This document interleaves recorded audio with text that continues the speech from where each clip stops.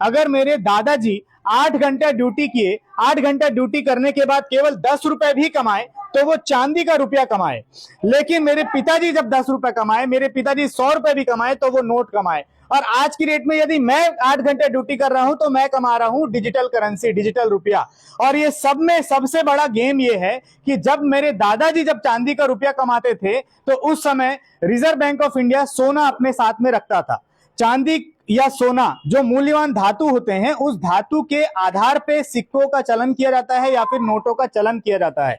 लेकिन जब मेरे दादाजी कमाए उस समय सोना गिरवी रखा गया रिजर्व बैंक ऑफ इंडिया के द्वारा। मेरे पिताजी जब कमाए तो उस समय सोने या चांदी के बदले में नोटों को बनाया गया, नोटों को चलाया गया। और आज की डेट में हम ये मान करके चलते हैं कि बैंक नोट जो है या सिक्के जो हैं उसके बदले में जो हमको डिजिटल फॉर्म में जो करेंसी मिल रही है उसके बदले में दिया जा रहा है। लेकिन वास्तविकता इससे कुछ और है।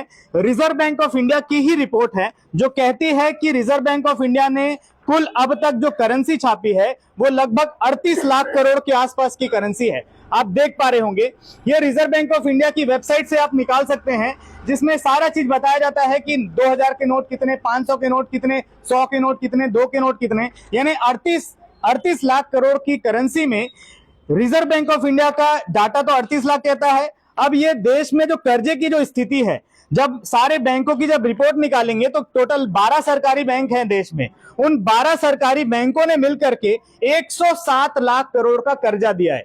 यानी करेंसी हमारे पास 38 लाख करोड़ है और 38 लाख करोड़ की करेंसी में 107 लाख करोड़ का कर्जा। इसका मतलब ये समझिए कि किसी आदमी के पास 38 रुपए है और वो आदमी ये कह रहा है कि मैंने तो 107 रुपए दिया है, जो कि नेक्स्ट टू इम्पॉसिबल है। और इसी वजह से लोग क्या कर रहे हैं, लोगों को इसकी जानकारी नहीं हो रही। ये एक ऐसा गेम है जिस गेम में केवल आरबीआई को ही पता है कि वो किस तरीके से चोरी कर रहा है। बैंक एक ऐसा गेम कर रहा है कि केवल बैंकों को ही पता है कि वो किस तरीके से चोरी कर रहा है, और चोरी करके किसी व्यक्ति का घर को नीलाम करने की तैयारी कर रहा है, किसी व्यक्ति के प्रॉपर्टी को हड़पने की तैयारी कर रहा है और औने पौने दाम पे बेचने की तैयारी कर रहा है। 50 लाख की प्रॉपर्टी को आपने देखा होगा 20 लाख में भी बैंक जो है वो बेच देता है और उसके बाद 30 लाख के लिए रिकवरी कर देता है। रिकवरी के लिए अचानक से नोटिस भेज देता है, जेल की धमकी देता है। इस तरीके से लोगों को प्रताड़ित किया जा रहा है। हमारे साथ जाफरी जी हैं जिनका लोन था और उन्होंने लोन भरा भी। भरने के बाद जब जाफरी जी को पता चला कि बैंक तो सबसे बड़ी फ्रॉड संस्था है, देश की सबसे गद्दार, मक्कार और झूठेबाज संस्था है देश की बैंक और reserve bank of India. IDFC का मामला है।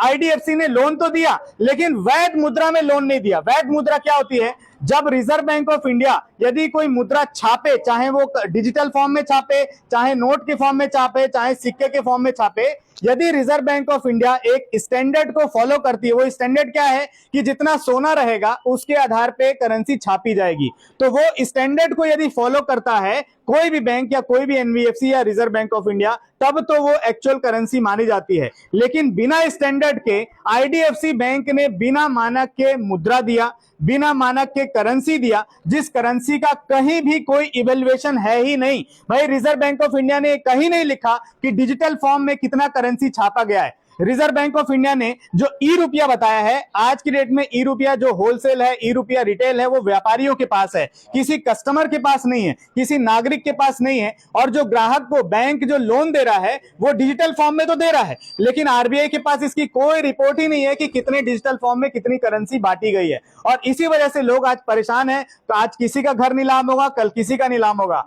ये इस प्रॉपर्टी को जब जाफरी जी को पता चला कि बैंक इस तरीके से काम कर रहा है, इस तरीके से अपराध कर रहा है, तो आवेदन दिया गया। बैंक को भी आवेदन दिया गया, प्रशासन को भी आवेदन दिया गया। वैसे तो प्रशासन बैंक का फेवर लेकर के प्रॉपर्टी हड़पने के लिए आ जाता है, लेकिन जब व्यक्ति जाए प्रशासन के पास तो बैंक के पास इसका कोई जवाब नहीं रहता, प्रशासन के पास इसका कोई जवाब नहीं रहता, और औने पौने दाम पे बेचने के लिए सभी तैयार रहते हैं। अंडर द टेबल पैसा भी मिल जाता है, सबको जानकारी होगी।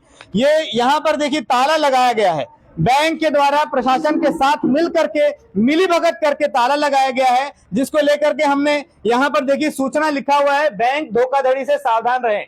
अवैध मुद्रा में लोन दिया गया है और इसकी शिकायत जिला पुलिस अधीक्षक, जिला कलेक्टर महोदय को करी गई है।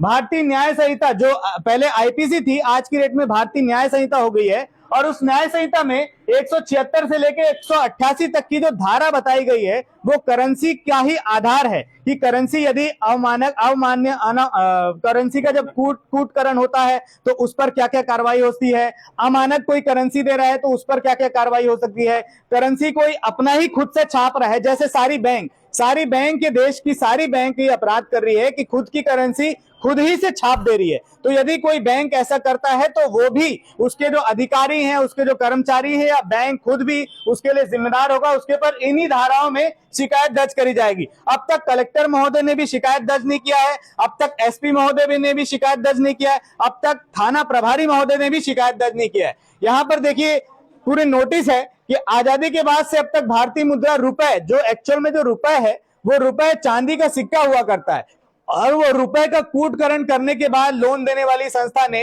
कूटकृत रुपए में लोन दिया है।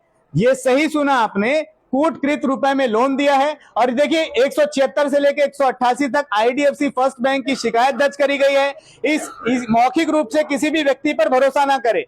इस प्रॉपर्टी पर बैंक कुछ और कहेगा, प्रशासन कुछ और कहेगा, और सारे लोग मिली भगत करके ये प्रॉपर्टी हड़पने के लिए तैयारी में लगे हुए हैं। तो सभी नागरिकों से इस वीडियो के माध्यम से, या जहां तक भी मेरी बात पहुंच पा रही है, इस वीडियो के माध्यम से सभी को ये जानकारी दी जा रही है कि इस प्रॉपर्टी का कोई लेन देन ना करे, क्योंकि ये विवादित है और बैंक ने इस प्रॉपर्टी में धोखा किया है। बैंक एक आपराधिक संस्था है। अब कलेक्टर महोदय, एसपी महोदय, थाना प्रभारी महोदय बैंक के ऊपर शिकायत दर्ज करें और इन धाराओं पर शिकायत दर्ज करें, जो 176 से लेके 188 तक धारा है, जिसमें कूटकृत रुपए के बारे में जानकारी है। सब लिखित प्रमाण दिया जा रहा है किस तरीके से बैंक अपराध कर रहा है, वो सारी चीजें डिटेल्ड रिपोर्ट इसमें दी गई है, सारी चीजें मौजूद है। और जनता को इसलिए मजबूर होकर के ये ताले को तोड़ना पड़ रहा है। ये जनता चाहती नहीं है, कोई पब्लिक ऐसा चाहती नहीं है, लेकिन चूंकि जब न्याय प्रशासन की तरफ से ना मिले, जब न्याय शासन की तरफ से ना मिले, तो जनता मजबूर हो जाती है खुद का न्याय करने के लिए। क्योंकि जब हमने शिकायत दर्ज करी तो या तो वो शिकायत लिखें, शिकायत को दर्ज करें, दर्ज करने के बाद जांच करें, जांच करने में यदि कोई सफलता मिलती है तो ठीक है, यदि हम विफल होते हैं, उनको जांच करने वाली जो संस्था है उसको लगता है कि हम गलत हैं, तो ठीक है, बताए कि हाँ ये सारी चीजें, डॉक्यूमेंट जो है वो फेक है, पैसा ऐसा नहीं बनता, बताए कि पैसा जो है हवा में बन जाता है, बताए कि बैंक जो है वो हवा में पैसा छाप सकता है, संस्था बताए कि आरबीआई जो है वो बिना किसी मानक के रुपए को भी छाप सकता है, संस्था बताए कि किसी भी बैंक या एनबीएफसी या कोई भी लोन देने वाली संस्था, उसके पास पैसे नहीं भी हैं तो भी वो पैसे दे सकती है। और उसका भाई मैथ्स का जो कैलकुलेशन है वो ये कहता है कि यदि आदमी के पास 100 रुपए है तो वो ज्यादा से ज्यादा कर्जा भी 100 रुपए दे पाएगा। तो यदि कोई ऐसा मैथमेटिक्स के अलावा कुछ ऐसा साइंस है या ऐसा कोई साइकोलॉजी है या ऐसा कोई माइथोलॉजी है जिसमें ऐसा होता हो कि 100 रुपए यदि व्यक्ति के पास है और 100 रुपए व्यक्ति के पास है तो और वो 300 रुपए दे सकता है या 1000 रुपए दे सकता है, तो वो फॉर्मूला क्या है, वो फॉर्मूला हमको भी बताए। अगर ऐसा कोई फॉर्मूला है तो हम भी उसी फॉर्मूले में काम करेंगे। तो मजबूरी में जनता को इस ताले को तोड़ना पड़ेगा, क्योंकि शासन के पास इसका कोई जवाब नहीं है, प्रशासन के पास इसका कोई जवाब नहीं है कि बैंक ने जो अपराध किया इसकी शिकायत कहां दर्ज करें, कैसे दर्ज करें, और ना तो बैंक ने कोई मानक फॉलो किया है। आइए इस ताले को अब तोड़ा जाएगा। लाइए चालू करो। और बार बार बताया जा रहा है, ये इच्छा नहीं है हमारी कि ताले को तोड़े, ये इच्छा नहीं है हमारी कि शासन के खिलाफ लड़ाई लड़े, लेकिन ये मजबूरी है। आज की डेट में जनता की ये मजबूरी है कि अपनी लड़ाई को स्वयं लड़ना पड़ रहा है, अपनी लड़ाई के लिए स्वयं आगे आना पड़ रहा है।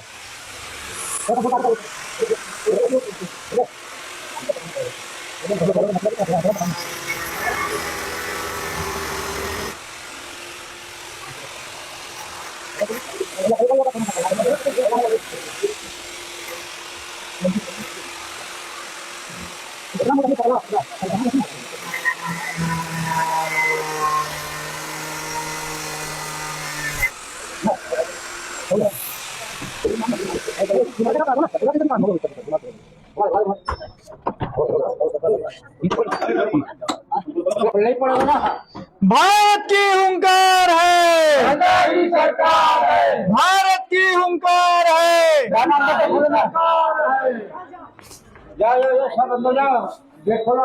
चलो